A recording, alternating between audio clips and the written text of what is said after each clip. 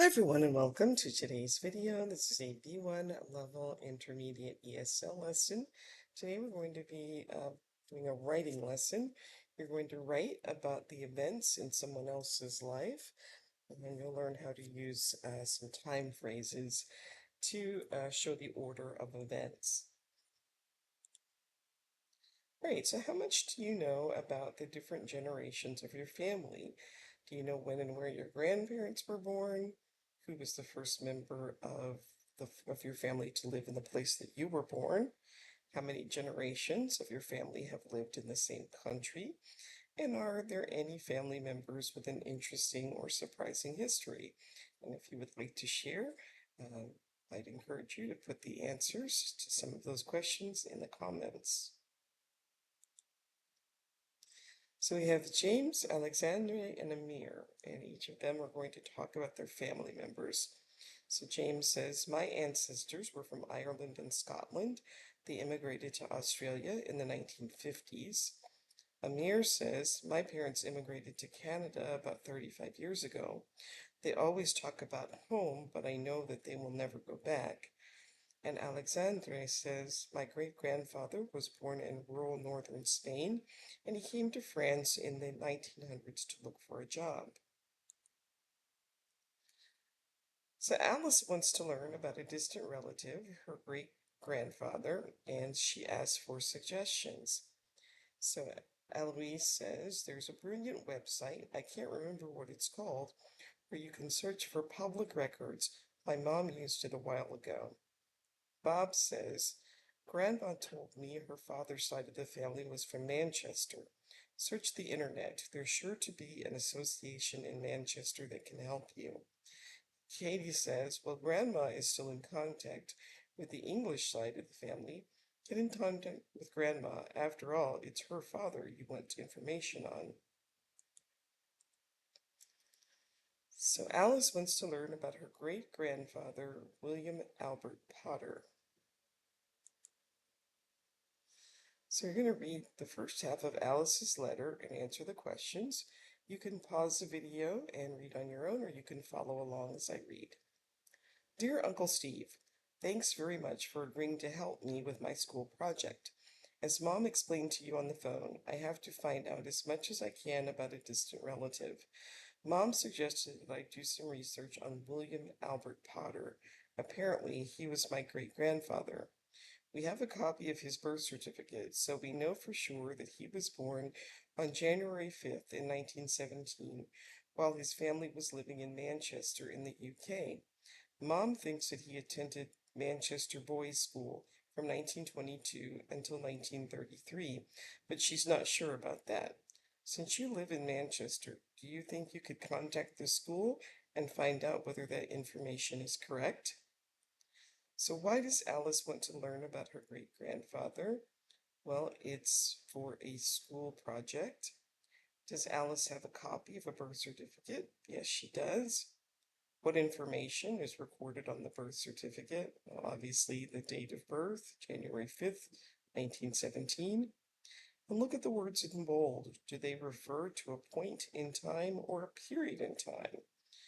So while his family was living, that's a period of time, and from 1922 until 1933 is also a period of time. Now we'll read the second half of Alice's letter and answer the questions. Again, you can pause the video, read on your own, or you can follow along as I read. We are not sure about his life over the next 10 years. I know that the Second World War lasted from 1939 until 1945. Meanwhile, do you know where William Potter was? Was he a soldier? It seems likely since he was in his 20s during the 1940s. We know that he got married in 1946, and apparently his wife's name was Cynthia Louise Jones. Were they married for a long time? We don't know how many children they had during their marriage. Do you have any information about this? Perhaps you have copies of their birth certificates or even photos? If you have other information about the rest of his life, we would love to hear it. Thanks again for your help, and looking forward to hearing from you soon, Alice. So in the text, there are 6 expressions that refer to a period of time, and what are they? So over the next 10 years, from 1939 until 1945, during the 1940s,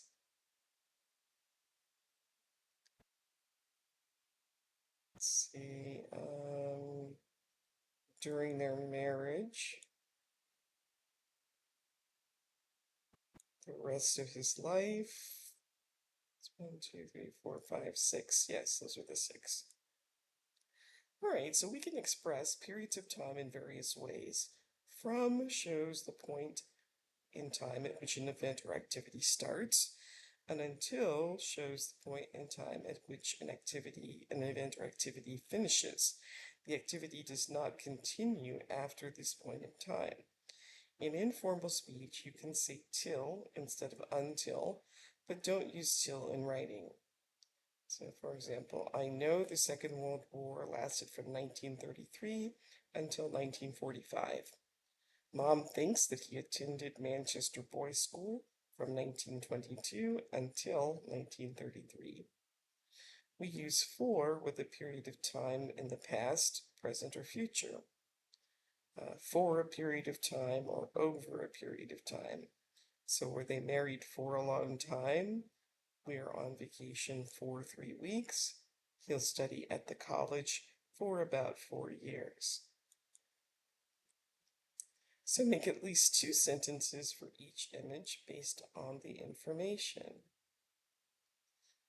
So for example, you could say Katie studied law from 2012 until 2019.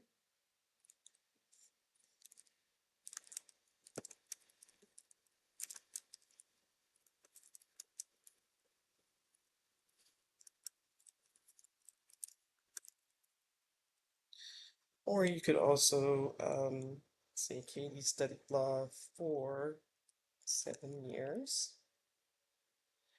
Jeremy worked in Melbourne from 1997 until 2008, or he worked in Melbourne for 11 years.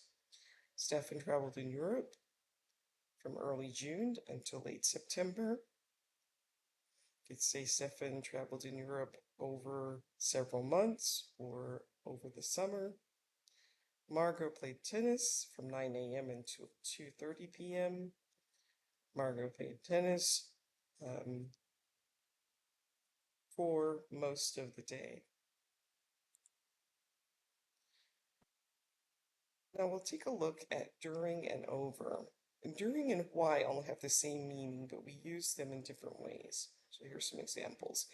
It seems likely, since he was in his 20s during the 1940s, we don't know how many children they had during their marriage. During the winter, we used to play indoors. After during, we use a noun.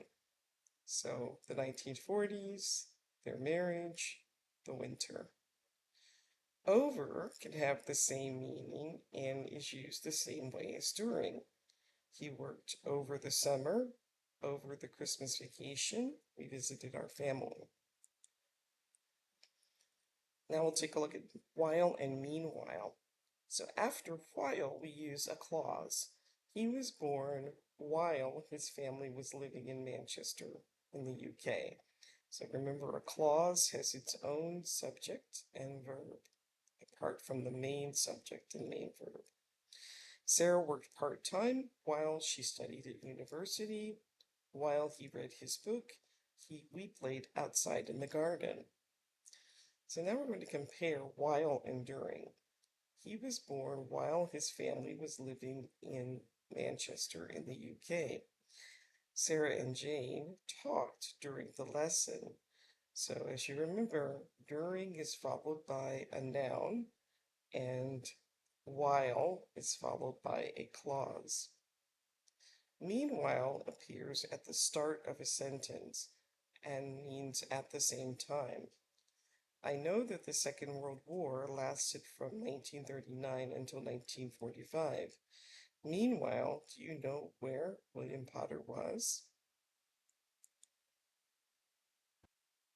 All right, so now you can pause the video, try this on your own. You're going to complete the sentences with over, during, while, or meanwhile. Okay, during or over the winter vacation, we went skiing with Peter and Tom. Dad prepared dinner while we were watching TV. When I was young, I always had a part-time job, either during or over the summer. Kate and Susie played tennis. Meanwhile, James went for a swim.